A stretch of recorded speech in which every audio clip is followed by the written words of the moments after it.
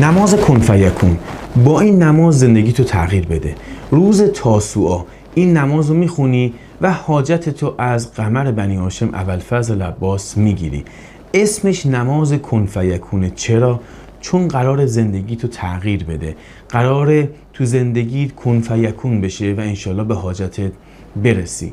اما خوندن نماز به چه شکل؟ خوب دقت کن، من برات توضیح میدم. این نماز 3 تا نماز 2 رکعتیه.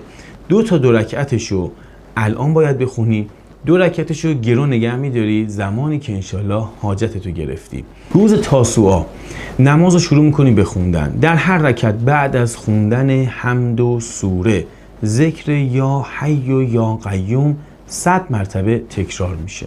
رکعت دوم به همین شکل تکرار میشه. نمازت که تموم شد تسبیحات حضرت زهرا سلام الله علیها و 100 تا صلوات اللهم صل علی محمد و آل محمد هدیه به آقا ابوالفضل عباس و با انگشت اشاره به سمت قبله 100 مرتبه سلام میدی. السلام علیک یا ابوالفضل عباس. به همین شکل انشالله حاجتتو میگیری.